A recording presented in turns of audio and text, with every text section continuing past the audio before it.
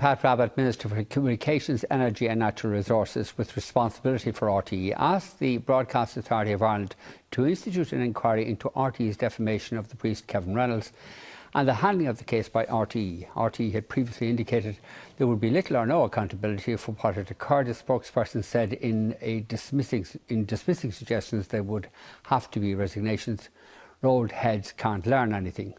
Tonight we discuss the case, the scale of RTÉ's culpability, the heads that might roll, and the significance of this for the national broadcaster. We invited RTÉ to participate in the programme tonight, and I myself asked the RTÉ Director General, Donal Kinsella, to take part. However, nobody from RTÉ has agreed to come on the programme.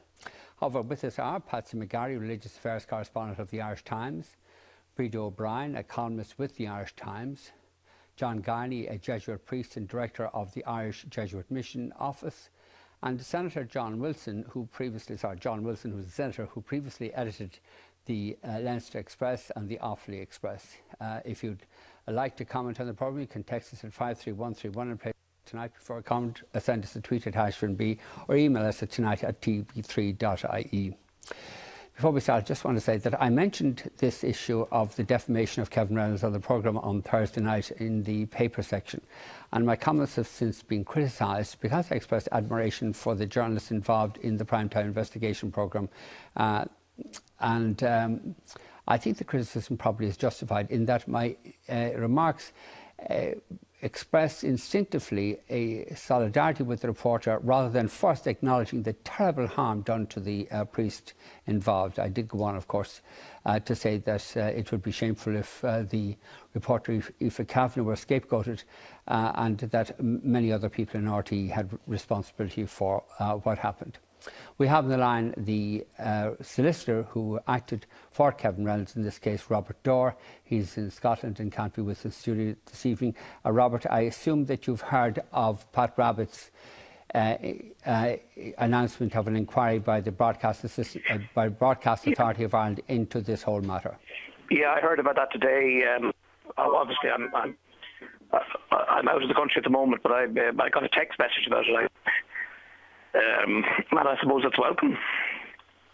In reading through the papers, Robert, the thing that has struck me quite forcibly is not just the way that RTÉ handled the whole matter prior to the broadcast, the defamatory broadcast, but that the way they handled the dealings with you on behalf of Fr Reynolds afterwards. Well, I think RTÉ behaved quite appallingly up until they realised that they were wrong. And once the paternity test result became clear, I think then that they behaved very responsibly after that. But up until that point, they insisted that, they repeatedly insisted that they would stand over every allegation that they made against Father Kevin, which was astonishing. Well, actually, from the papers that I've read this evening, I think that they behaved badly even after the paternity test results became available, because they were aware that the paternity test results, they were aware on a Friday afternoon that the paternity test results had shown that Fr Reynolds was not or could not have been the father of the child in question, and they didn't act immediately to let Fr Reynolds and you know of this outcome, and you didn't find out till 4 days later. No, that was disappointing, and you know it was actually, I think, a leak from RTÉ to an Irish independent journalist. That's how we found out about it. That was disappointing. But no, in fairness to RTÉ, when it did become evident that the test was, you know, that Father Reynolds could not have been the father, I think that once that awareness sunk in, that they did behave responsibly thereafter. But up until then, I would be very critical of the manner in which they dealt with matters. One of the issues that I'm curious about in relation to all this is whether Fr Reynolds offered to do a paternity test to prove that he couldn't be father of this child, that he made this offer prior to the broadcast of the programme. I don't see that in the papers that I've looked at. No, well, if you look at the transcript of the transcript that's in fact annexed to the statement of claim, you'll see it's there. Through the Minhill missionaries, he made it clear before the programme was broadcast that he would undergo a paternity test. It's not in the written correspondence, but it's clear. It's in fact mentioned in the programme that he was prepared to do that. Did you at any stage inquire of RTÉ why, given the fact that Kevin Reynolds had offered to do a paternity test, that didn't alert them to a problem here and caused them to stay their hand? Well, you see, by the time I got involved, the broadcast had in fact gone on air. But I'm somewhat surprised that, I suppose, in a sense, RTÉ didn't capitulate earlier.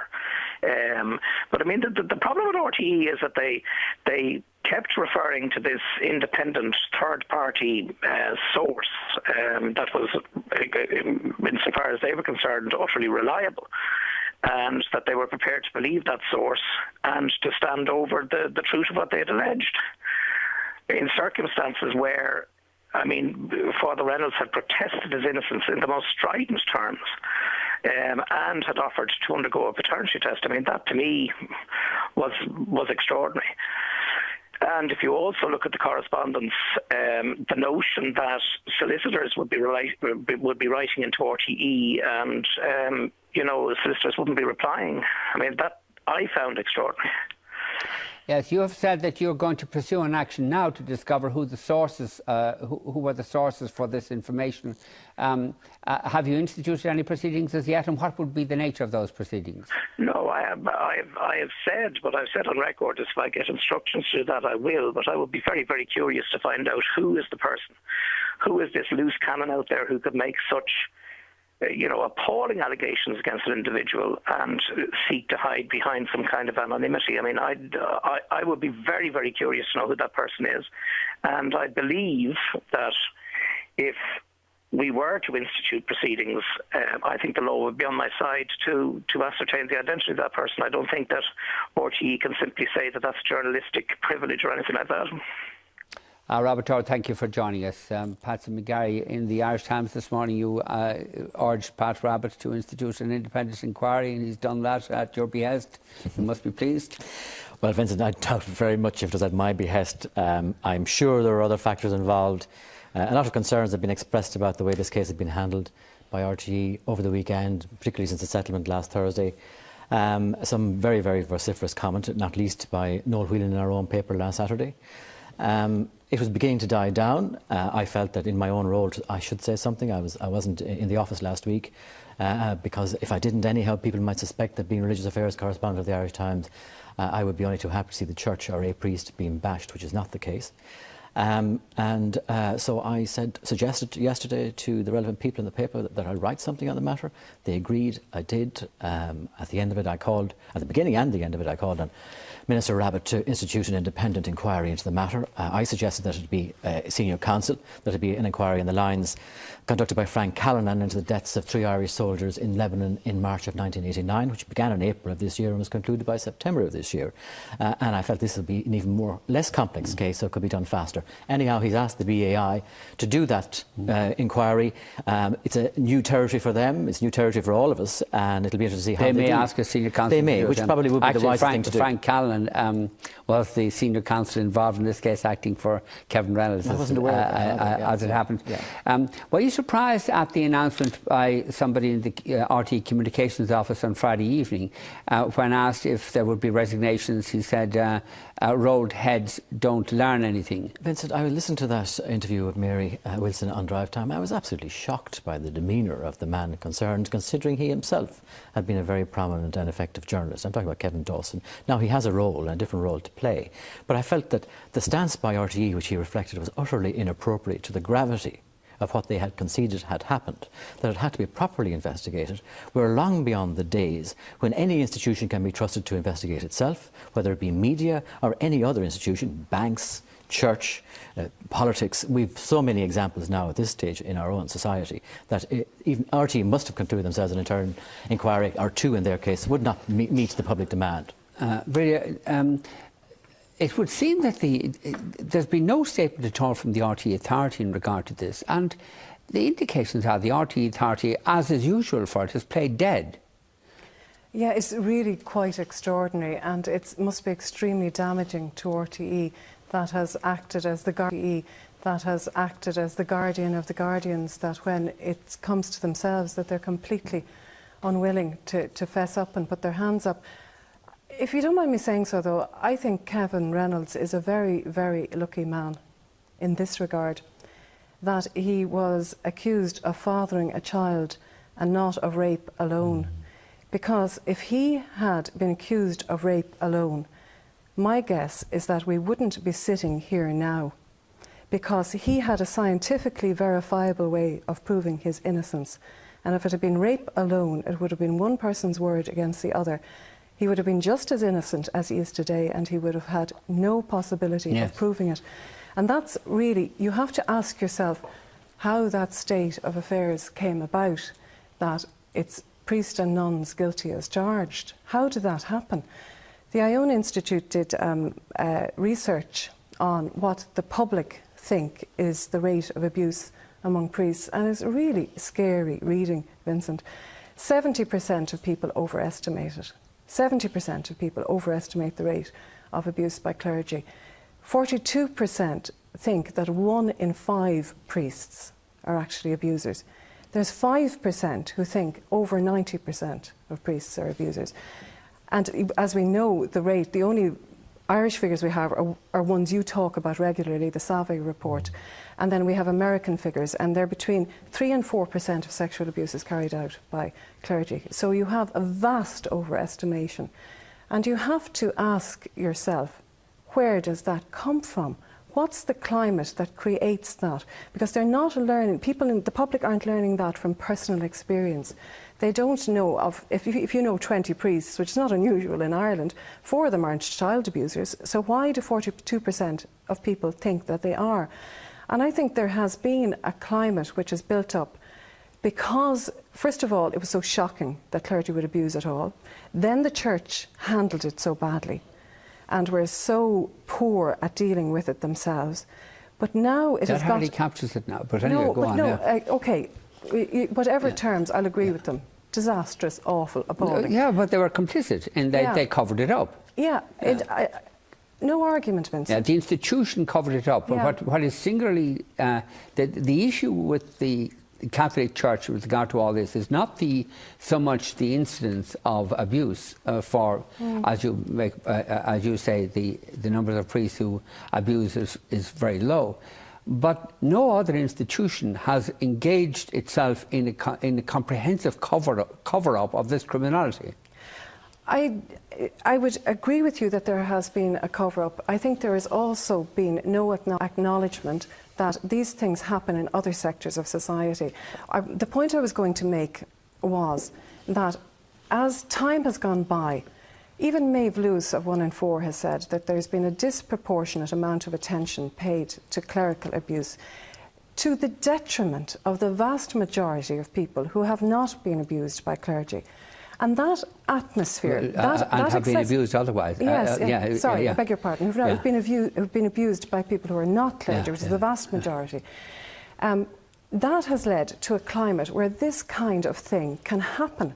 And that's not just a question for RTÉ. Like, bashing RTÉ is a grand old hobby, but it's a question for the media in general, it's a question for civil society, and it's a question for all of us where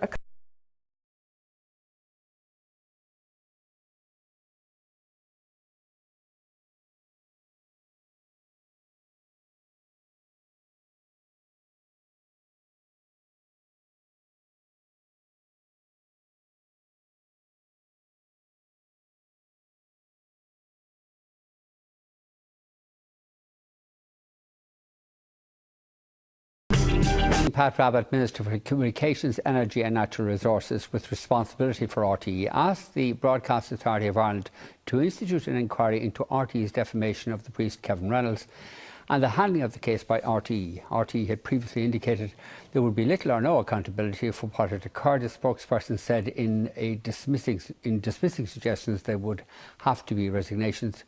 Rolled heads can't learn anything. Tonight we discuss the case, the scale of RTÉ's culpability, the heads that might roll, and the significance of this for the national broadcaster. We invited RTÉ to participate in the programme tonight, and I myself asked the RTÉ Director General, Noel Curran, to take part. However, nobody from RTÉ has agreed to come on the programme. However, with us are Patsy McGarry, religious. Send us a tweet at #B or email us at tonight@tv3.ie. Before we start, I just want to say that I mentioned this issue of the defamation of Kevin Reynolds on the programme on Thursday night in the paper section, and my comments have since been criticised because I expressed admiration for the journalists involved in the primetime investigation programme, and I think the criticism probably is justified in that my remarks expressed instinctively a solidarity with the reporter rather than first acknowledging the terrible harm done to the priest involved. I did go on, of course, to say that it would be shameful if the reporter Aoife Kavanagh were scapegoated and that many other people in RTÉ had responsibility for what happened. Correspondent of the Irish Times, Breda O'Brien, a columnist with the Irish Times, John Garney, a Jesuit priest and director of the Irish Jesuit Mission Office, and Senator John Wilson, who's a senator who previously edited the Leinster Express and the Offaly Express. If you'd like to comment on the programme, you can text us at 53131 and play tonight before a comment.